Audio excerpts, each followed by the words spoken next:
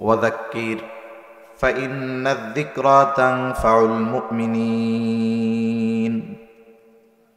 আল্লাহ রাব্বুল আলামিন বলেন, আপনি বারবার উপদেশ দেন, নসিহত করেন, ওয়াজ করেন।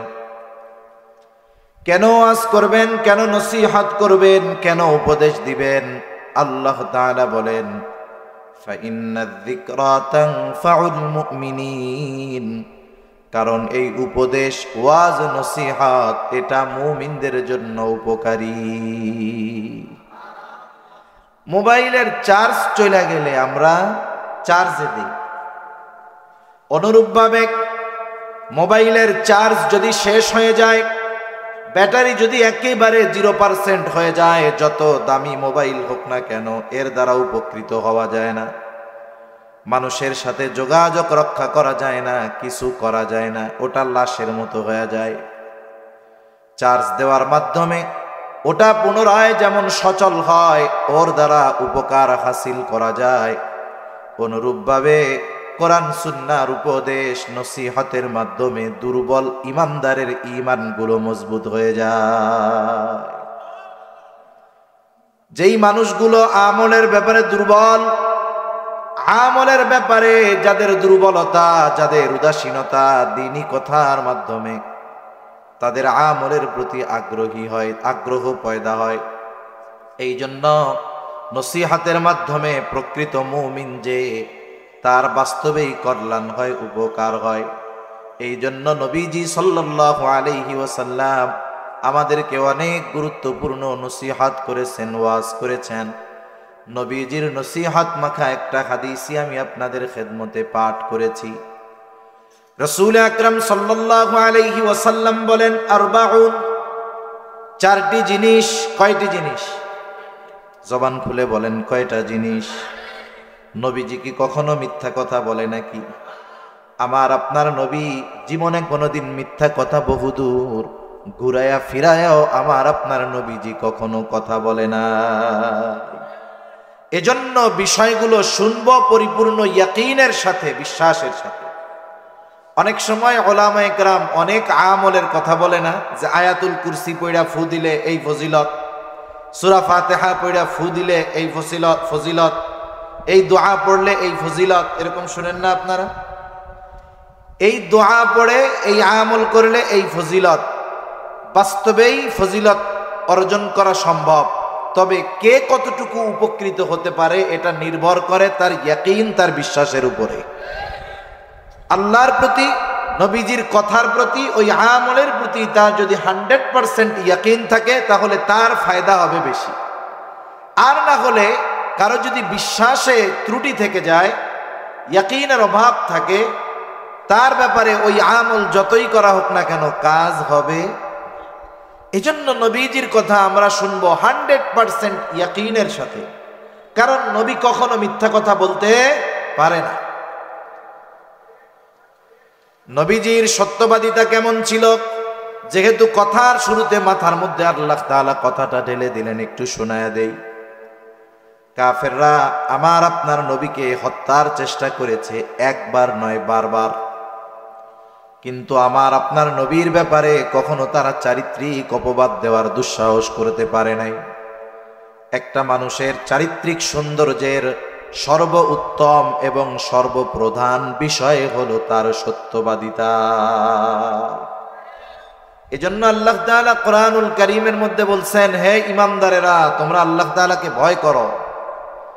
ইয়া আইয়ুহাল্লাযীনা আমানুত্তাকুল্লাহ, আল্লাহুম্মা সাল্লি আলা মুহাম্মাদিন ওয়া আলা আলি মুহাম্মাদ কামা সাল্লাইতা আলা ইব্রাহিম ওয়া আলা আলি ইব্রাহিম ইন্নাকা হামিদুম মাজিদ।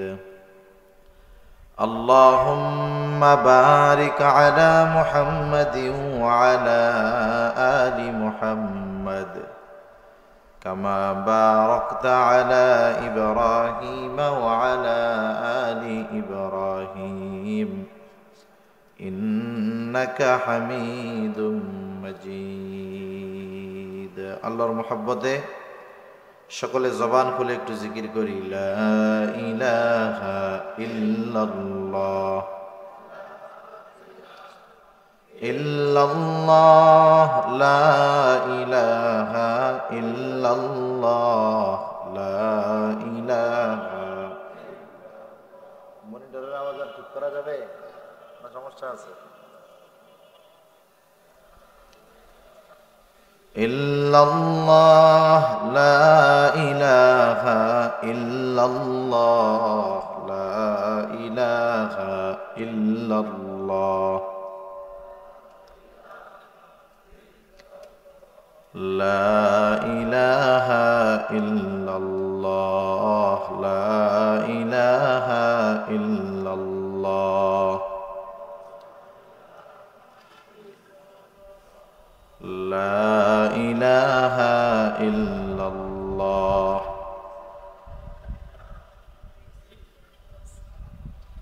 লা ইলাহা ইল্লাল্লাহ, মুহাম্মাদুর রাসূলুল্লাহ সাল্লাল্লাহু আলাইহি ওয়াসাল্লাম। আলহামদুলিল্লাহ, ঐতিহ্যবাহী গাজীপুর জেলার অন্তর্গত শ্রীপুর থানাধীন জৈনা বাজার আব্দুল মান্নান ইসলামিয়া মাদ্রাসা অ্যান্ড AM মডেল একাডেমির হাফেজ ছাত্রদের পাগড়ি প্রদান উপলক্ষে পঞ্চম বার্ষিক ওয়াজ মাহফিল। আজকের এই ওয়াজ মাহফিলের সম্মানিত শ্রদ্ধেয় সভাপতি, প্রধান অতিথি, বিশেষ অতিথিবৃন্দ সহ সম্মানিত শ্রদ্ধেয় উলামায়ে কেরাম, সামনে উপস্থিত মুরব্বিয়ানে কেরাম, সমবয়সী যুবক বন্ধু, স্নেহের ছোট ভাই, মাইকের আওয়াজ যত দূরে যায় পর্দার অন্তরালে অবস্থানরতা সম্মানিতা শ্রদ্ধা মা ও বোন, দয়াময় আল্লাহ রাব্বুল আলামিনের দরবারে অগণিত শুকর যে মহান মালিক হায়াতে বরকত দিয়ে সুস্থ রেখে প্রতিকূল আবহাওয়ার মধ্যেও দীর্ঘ সময় ব্যাপী বিজ্ঞ উলামায়ে ইকরামের জবান থেকে খুবই গুরুত্বপূর্ণ কথা আপনারা শ্রবণ করতেছিলেন। সেই ধারাবাহিকতায় মহান আল্লাহ রাব্বুল আলামিন কিছু দ্বীনি কথা আলোচনা করার লক্ষ্যে আমাকে আপনাদের খেদমতে উপস্থিত হওয়ার তৌফিক দিয়েছেন। যে মহান মানিব এইরকম এক মোবারক মজলিসে আসার, বসার, বলার, শ্রবণ করবার তৌফিক দিলেন, সে মহান মানিবকে খুশি করার জন্য মহব্বতের সাথে জবান খুলে অন্তর থেকে আমরা একবার কালিমাতুশ শুকর পাঠ করি, আলহামদুলিল্লাহ। অগণিত দুরুদ ও সালাম সৈয়দুল আম্বিয়া, আশরাফুল আম্বিয়া, খাতামুল আম্বিয়া, ইমামুল মুরসালিন, রহমাতুল লিল আলামিন মুহাম্মাদুর রাসূলুল্লাহ সাল্লাল্লাহু আলাইহি ওয়াসাল্লামের উপর। আসলে বৃষ্টি হইছে, নিচে তো এমনিই ঠান্ডা, আরো ত্রিপল, বসা আসলেও কষ্টকর। আবার এই দিক দিয়ে শীত আগমনের বার্তা দিচ্ছে, যে বাতাসটা আসতেছে, এটা শীতের খবর, শীতের বার্তা আমাদের দিচ্ছে যে আমি এসে গেছি। শীত এটা মুমিনের জন্য উপকারী এক সময়, কারণ এই সময়টাতে রাত দীর্ঘ হয়। যারা রাত্রি জাগরণ করে ইবাদতে অভ্যস্ত, এদের জন্য এই শীতের সময়টা নিয়ামত। আবার শীতের সময়টা দিনের বেলাও আবহাওয়া ঠান্ডা থাকার কারণে, গরমের সময় পরিশ্রমের কারণে মানুষের যতটা ক্লান্তি হয়, দুর্বলতা আসে, শীতের সময় এতটা ক্লান্তিবোধ হয় না, কারণ শীতের সময় মানুষ ঘামে কম, যার কারণে তার এনার্জি লস হয় কম। অল্প ঘুমে মোটামুটি যেই পরিশ্রমের কষ্ট, সেটার গ্যাপ পূরণ হয়ে যায়। এজন্য শীত একটা নেয়ামত।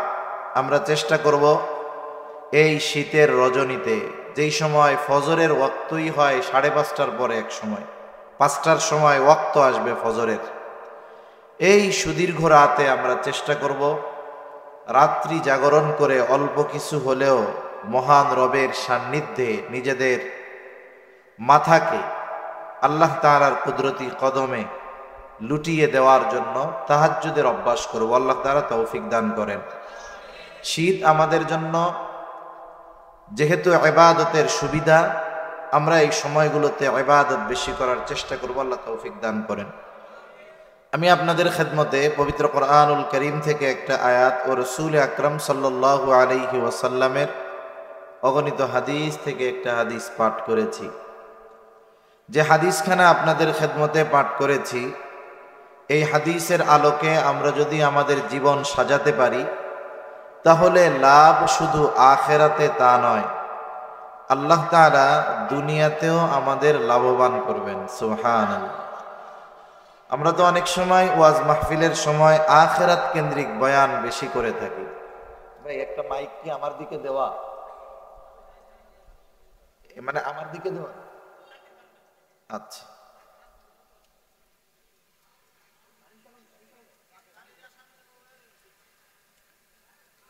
তো যে হাদিসখানা আপনাদের খেদমতে আমি পাঠ করেছি, উক্ত হাদিসের মধ্যে রসুল আকরাম সাল্লাল্লাহু আলাইহি ওয়াসাল্লাম যে নির্দেশনাগুলো আমাদেরকে দিয়েছেন, এগুলো শুধু আখেরাতকে সুন্দর করবে তা নয়, এই নির্দেশনা অনুযায়ী যদি আমরা চলতে পারি, তাহলে এই দুনিয়ার পেরেশানি, দুনিয়ার চিন্তাও দূর হয়ে যাবে। সুবহানাল্লাহ। এখন এখানে এমন কেউ কি আছেন যে না হুজুর, দুনিয়ায় আমার কোনো চিন্তাও নাই, পেরেশানিও নাই, কোনো টেনশন নাই? আছেন নাকি দুই একজন?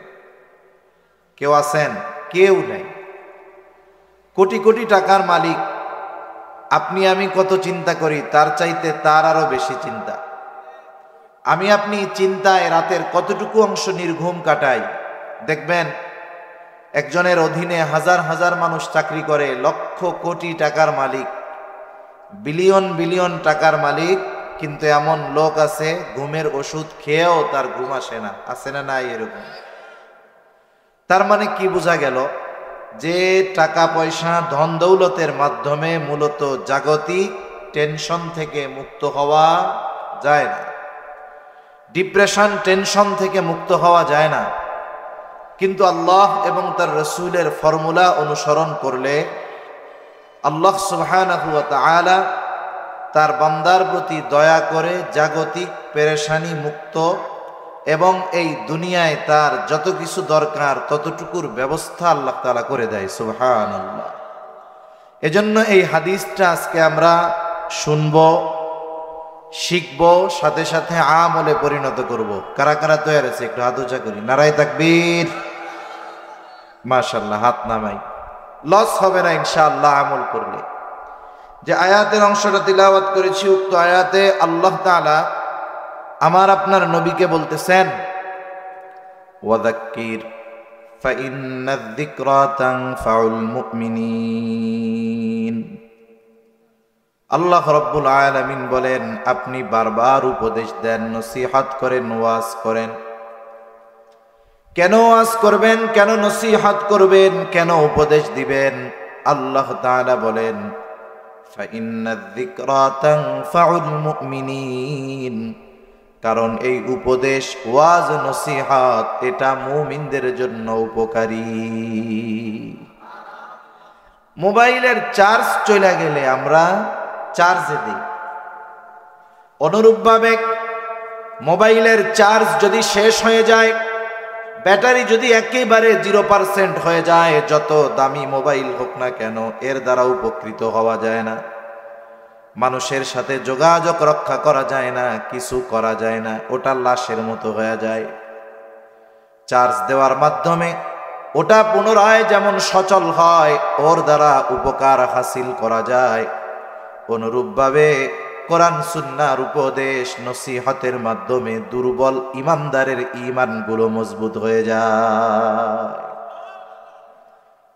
যেই মানুষগুলো আমলের ব্যাপারে দুর্বল, আমলের ব্যাপারে যাদের দুর্বলতা, যাদের উদাসীনতা, দ্বীনি কথার মাধ্যমে তাদের আমলের প্রতি আগ্রহ পয়দা হয়।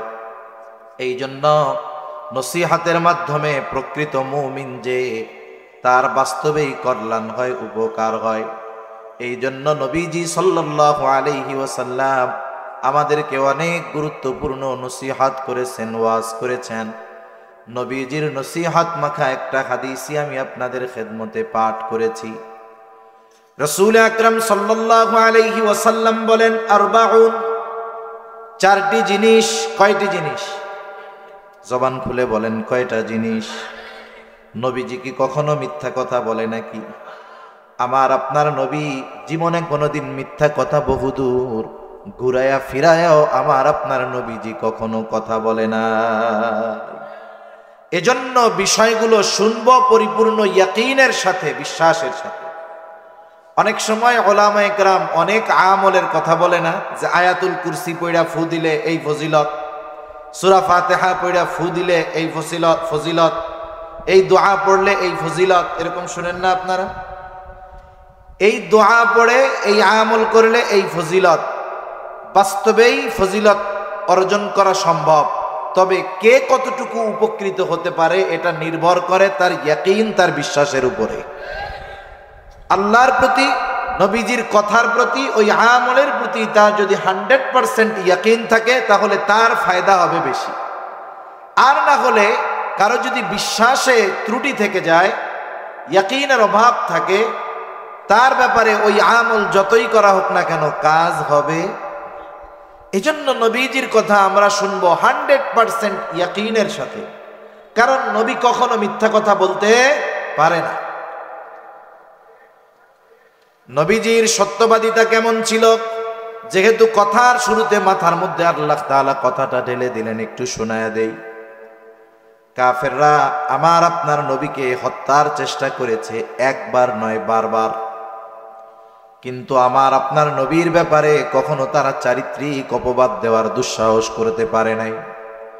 একটা মানুষের চারিত্রিক সৌন্দর্যের সর্ব উত্তম এবং সর্বপ্রধান বিষয় হলো তার সত্যবাদিতা। এজন্য আল্লাহ তাআলা কোরআনুল কারীমের মধ্যে বলছেন, হে ঈমানদারেরা, তোমরা আল্লাহ তাআলাকে ভয় করো। ইয়া আইয়ুহাল্লাযীনা আমানুত্তাকুল্লাহ